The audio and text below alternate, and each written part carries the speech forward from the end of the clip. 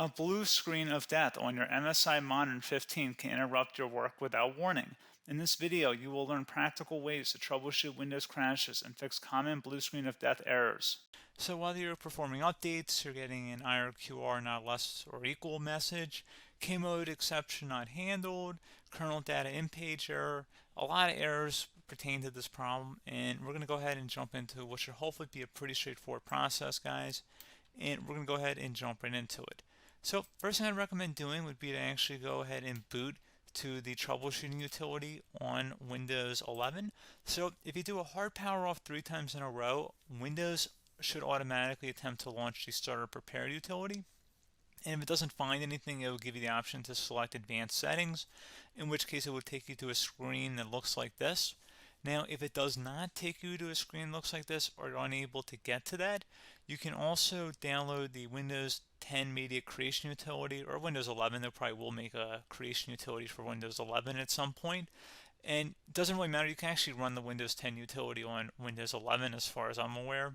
And you should be able to run the troubleshooting utilities built in within it. So you just would go ahead and download it to an ISO file and then burn it to a DVD or USB. It'd have to be about 4 gigabytes or more. It couldn't be a small USB flash drive, and it couldn't be a CD. It'd have to be a DVD. And then you'd boot your computer from it. So depending on the computer manufacturer, you'd have to tap a different key on your keyboard in order to launch that menu, in order to select what boot drive you want to go off of. So it could be anything between the escape key, F2, F8, F12, for example, and those are the function keys on the top of your keyboard. So you may have to just do a little bit of trial and error. Shouldn't take you more than a couple minutes. Googling it would probably be best before you even begin. But anyway, we're ready to go ahead and jump right into it. So we're on the choose an option page. So these will look very similar whether you're booting from it directly within Windows itself, or if you're plugged in a USB flash drive with the media creation utility installed and you selected the recovery option. So when you are setting up your Windows 11 installation or Windows 10, depending on the drive you're using, there should be an option to repair your computer in the bottom left corner of the dialog window, one of the first screens that comes up. You go ahead and select that, and then it would take you to a troubleshooting screen like you see here. And you want to go ahead and select troubleshoot, reset your PC, or see advanced options. And then there are going to be a whole bunch of options in here that we're going to explore in today's video.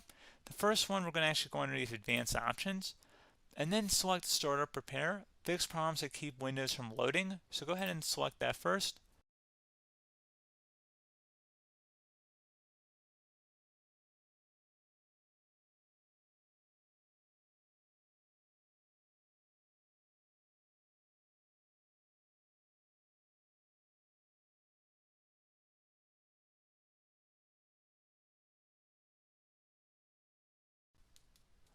Okay, so you can see it could not repair our PC. That was our first option we could try. Something else, if we go back into advanced options here and then select troubleshoot, we're going to go underneath advanced options again. You can go ahead and actually access safe mode by selecting startup settings. And then if you select the restart button, you have the option on the screen select safe mode with networking, which will give you a key on the screen. It'll tell you which key to press to enter that. I believe it's the F7 key. It'll do that for you. I'm not going to go over that in today's tutorial because I don't really want to go into safe mode, but you're more than welcome to attempt that by going into here and then selecting restart. Again, it'll launch another screen. It'll say what key do you want to press, and it'll give you like 7 or 8 different options, and you want to select safe mode with networking. There's also an option for a command prompt too, but that's going to be something we're going to cover later in this video, and we don't even have to go through that in order to access it. So that's why I'm not going to really push for that, because unless you know exactly what's causing the problem, you probably don't need to go into safe mode. Unless you're trying to recover files, in which case then you definitely can go into safe mode, but we're trying to actually recover our computer here. So I hope that makes sense. Something else we can also try here as well would be to uninstall updates, remove recently installed quality or feature updates from Windows. So if you go ahead and select that, you can uninstall the latest quality updates, which generally is the more day-to-day updates. Feature updates are the less regularly released ones, like the big ones. I would equate it to service packs in like Windows 7 and Windows Vista and Windows XP. So larger updates that occur once or twice a year at most. And the quality updates are more just a regular update. So probably obviously depend. It'll take longer if you're going to try and uninstall the latest feature update versus quality update, and maybe you don't need to go back that far. So just giving you guys a couple of pointers with that. Something else you can also look at here, and we're going to jump into the command prompt in a little bit, but you can select System Restore, which will use a restore point recorded on your PC to restore Windows. And this is something I would highly recommend here, guys. So select Next. Assuming you have a restore point saved on your computer, you go ahead and select the most recently created one, and you'll select Next, and then you'll select the drive. You shouldn't actually have to select the drive. You can scan for affected programs, but we're going to keep it all default here, and then we're going to select Finish. So once started, System Restore cannot be interrupted. Do you want to continue? I think we're going to select yes. I don't think we have anything better to do on our computer right now, so just give it a moment here to initialize. It will take a couple minutes to run, obviously depending on how large your hard drive is and how much is saved on the System Restore point. So just give it a couple minutes here.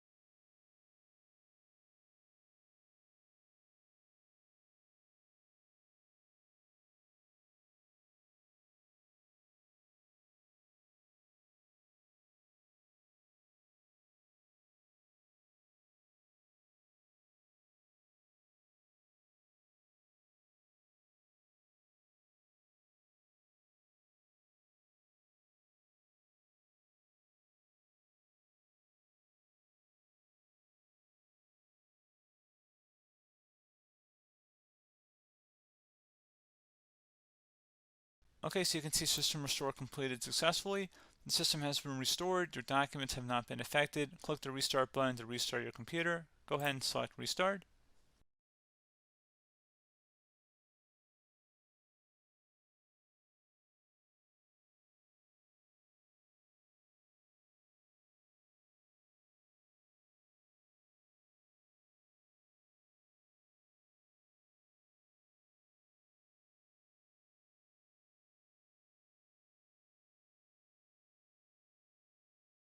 Okay, so you can see the system has been restored successfully. We're going to go over a couple different methods in addition to that if that did not work. So I'm just going to pause the video and we're going to start back on the recovery screen that we started with. Okay, so a couple other things we can try here too. If you go back into troubleshoot, you can select reset your PC, while you choose to keep or remove your personal files and then reinstalls Windows. You can select to keep my files, which will remove apps and settings but keeps your personal files. You can also select remove everything, which will remove all of your personal files, apps, and settings. So this is more of a factory reset, the second option here. First option, it should not delete all of your personal files. However, it will pretty much clear most of your programs, and keep in mind, there's no guarantee that your information, number one, is even still available and easily recoverable on your computer to the point that you actually would be able to recover anything. And the second point is that there's always a chance that it won't actually recover and it will just do a factory reset anyway. So there's no guarantee that actually would keep your files anyway. So I would recommend trying to get a recovery tool and backing that up first before selecting it anyway.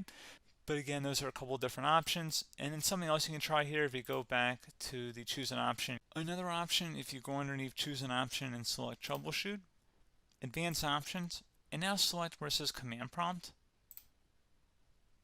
Okay, so the first thing we should do is type our main hard drive here. In most cases, it should be the C drive. So you just do a C colon and then hit enter on your keyboard. So once you're underneath the C drive, we're going to type in dir and then hit enter on your keyboard. It should have program files, users, and Windows all in there. That's how you know you're in the right directory.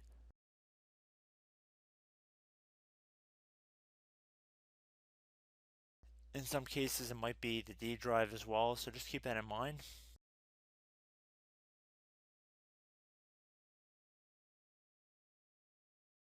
Next thing we're going to do is type in cd space /Windows /system32 /config, and then you're going to hit enter on your keyboard.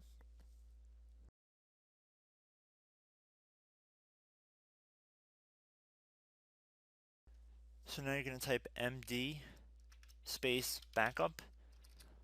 If you've seen other tutorials, it might also say to put down md backup. That's because the backup name is pretty common when you want to back something up. So you can name this whatever you want, doesn't have to be backup. So if you've already made a backup folder in the past, you could do backup 1, for example. So once you're done setting the name you want the backup to be called, hit enter on your keyboard again.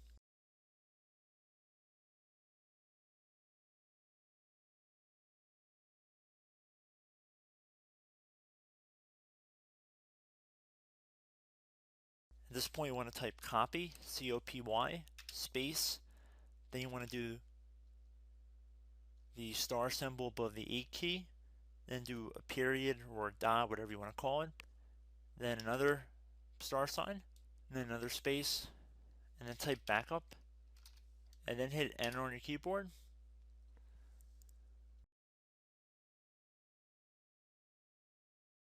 Now you want to type cd reg back, REGBACK, and then hit enter on your keyboard. So now that we are under the reg back, so now you want to type dir again, and then hit enter.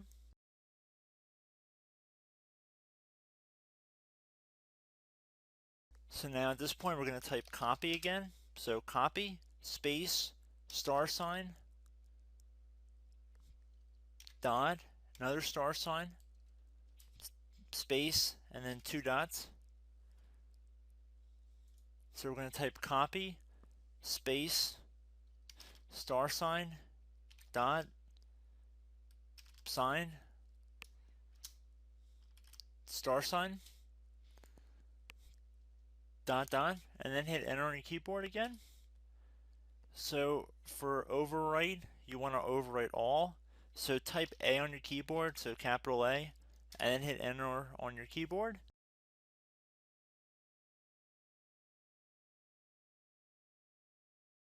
So at this point you should be good to go. You can close out of the command prompt window, and if you accidentally continue to Windows 10 you should be all set.